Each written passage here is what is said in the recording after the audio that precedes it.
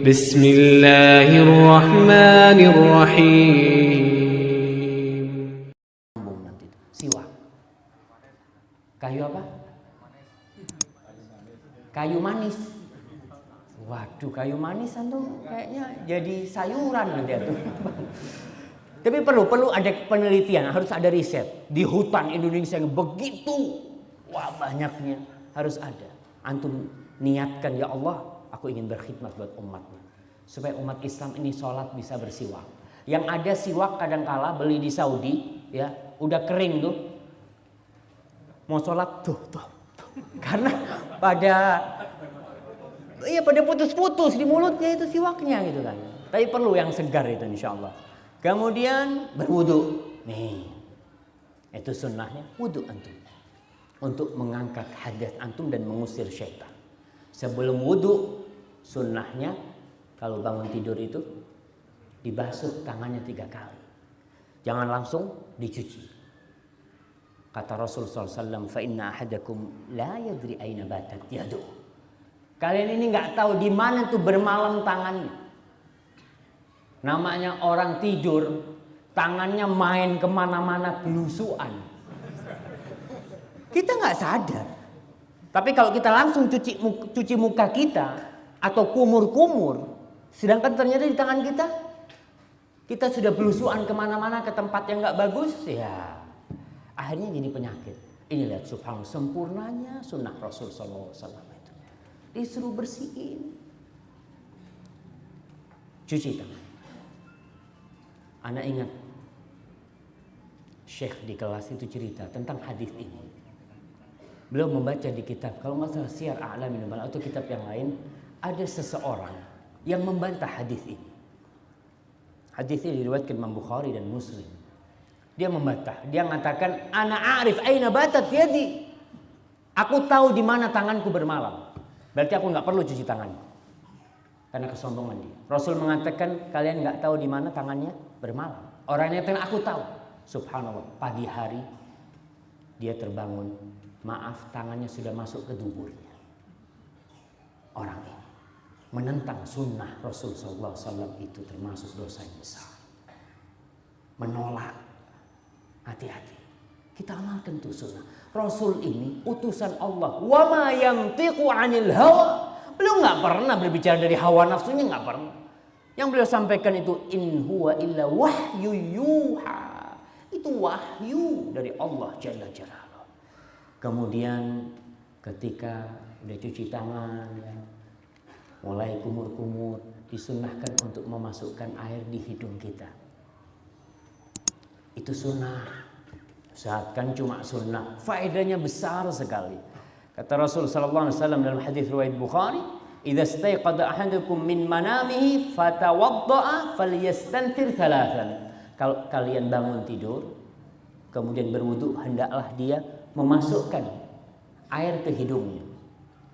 Kadang-kala ada orang yang cuma ditempelkan ke hidungnya, bukan, disedot ke hidungnya. Kemudian dikeluarkan. Kecuali kalau puasa, jangan banter-banter, takut keminum nantinya. Seperti jangan keras-keras nyedotnya, jangan dalam-dalam. Fa inna syaitan yabitu ala khayshumi. Setan itu bermalam di hidung. Sebagian ulama mengatakan, apa benar setan itu bermalam di hidungnya? Padahal orang ini sudah berzikir. Kan kalau sebelum tidur dia berzikir, setan nggak bisa menggoda dia. Al-Hafidh Ibnu Hajar dalam kitabnya Fathul Bari menjelaskan salah satunya, setan itu kan biasanya masuk ke hati. Ketika kita berzikir dia nggak bisa masuk ke hati kita. Bermalam di mana? Di hidung kita. Dengan kita membersihkan hidung kita, setan akan pergi. Di samping kita akan segar ya, diri kita. Kemudian Hafidh Ibnu Hajar menyebutkan juga orang kalau dibersihkan hidungnya itu, insya Allah bacaannya lebih enak. Nggak seperti orang yang sedang pilek ya. Kadang-kala bacaannya ya kurang pas lah makharij hurufnya. Itu disebutkan oleh para ulama. Kemudian kita wudu nih. Tadi kita wudu. Dosa-dosa kita berguguran jemaah. Dosa kita. Wudu kapan saja. Tapi kita bicara tentang sunnah dari pagi. Rasul sallallahu alaihi wasallam mengatakan dalam hadis riwayatkan oleh Imam Bukhari dan Muslim, dalam hadis riwayat Muslim, idza tawadda'a al-'abdul muslim awil mu'min, apabila seorang hamba yang muslim atau mukmin itu berwudu, fa ghasala wajha, kemudian dia mencuci wajahnya. Dia cuci wajah. Kharaja min wajhi kullu khati'atin nazara ilaiha bi ainaihi, akan keluar semua dosa-dosa yang pernah diamalkan dengan matanya. Dengan wudu kita hendak membersihkan wajah kita, tapi yang bersih dosa mata kita. Allahu Akbar. Kemudian ma'al ma' au ma'akhiri qatril ma', akan gugur dengan akhir air di wajah kita. Wa idza ghassala yadayhi, kalau dia cuci tangannya sama, dosanya akan keluar dari tangannya yang pernah dilakukan oleh tangannya. Yang pernah memukul orang, pernah menduting, duting ini bahasa Indonesia apa? Menunjuk. Nah, menunjuk orang kadangkala enggak benar. Itu akan keluar dosa-dosa dari sana yang pernah dilakukan oleh tangan kita. Kemudian kalau dia cuci kaki sama seperti itu. Dosanya akan dibersihkan. Alhamdulillah Ustaz, kaki ana selalu kajian. Ya, kalau ada kajian. Kalau nggak ada kajian, kemana kaki? Kita nggak tahu kadang-kala kaki kita melangkah ke tempat-tempat maksiat. Dengan wudhu berguguran tuh dosa-dosa. Itu hadis riwayatkan Muslim. Kemudian setelah wudhu baca doa setelah wudhu. Ini sunnah, kan cuma sunnah. Ingat, kita lihat apa pahalanya.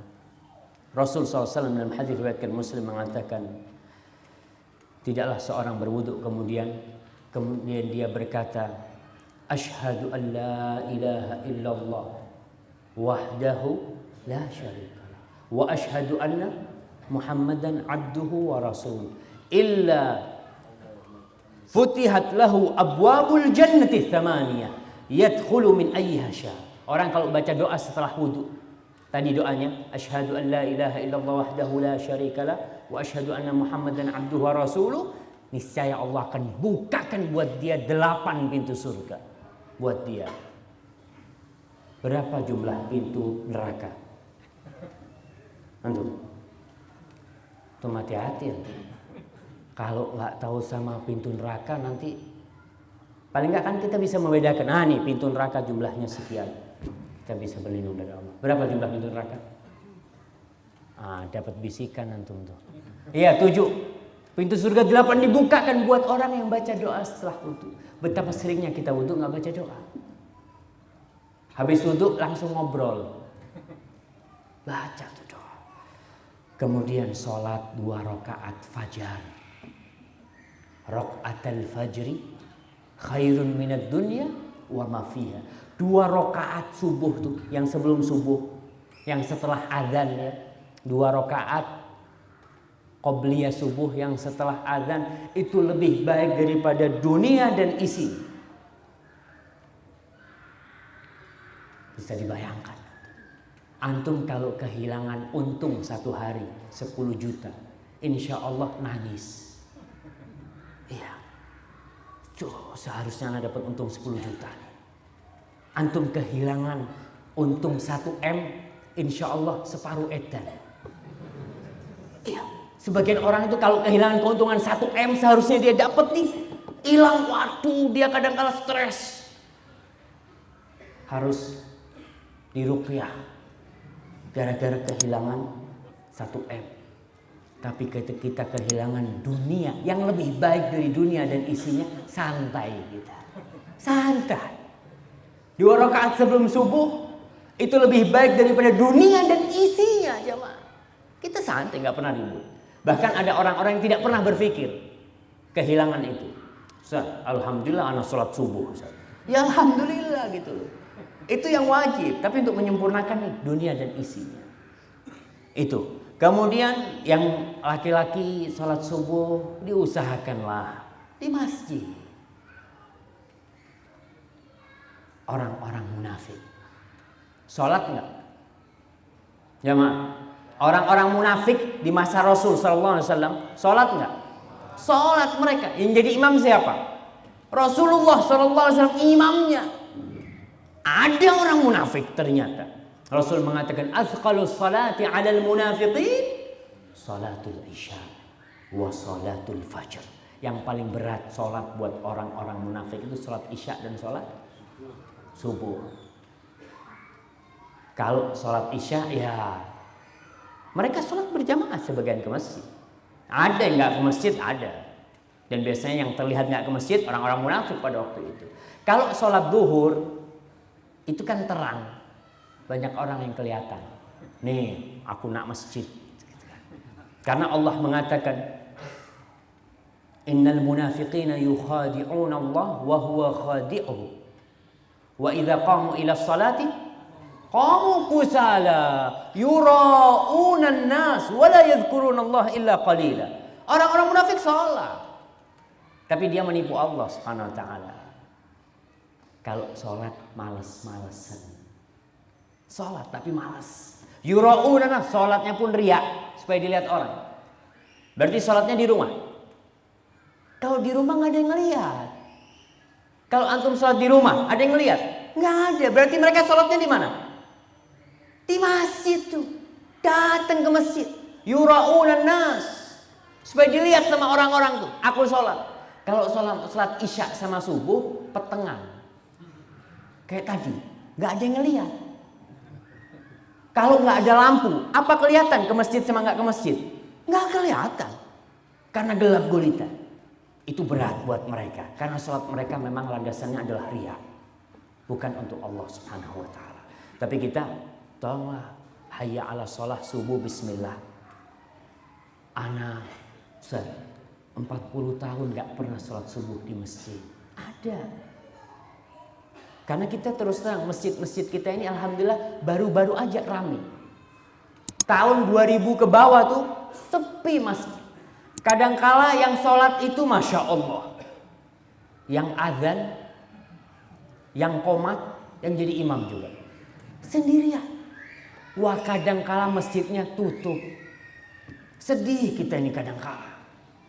Subuh saya ke masjid, loh kok tutup kata dia. Oh iya Ustaz, yang tukang azannya pulang kampung. Allahu Akbar. Kita benar-benar sedih. Maka tolonglah, kita dengar azan hayya ala sholah, diajak sholat. Hayya ala falah, bukan cuma ke sholat. Ayo kan menuju kepada kesuksesan. Antum melihat ketika ada acara-acara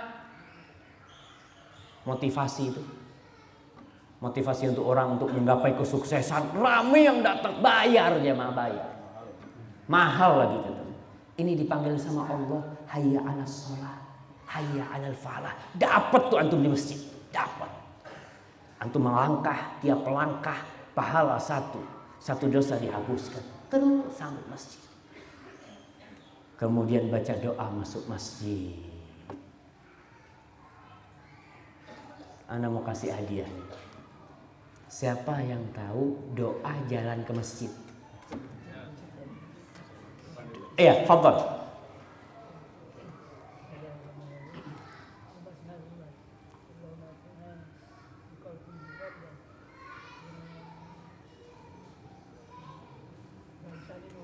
Wa fi sam'i nura wa fi basari nura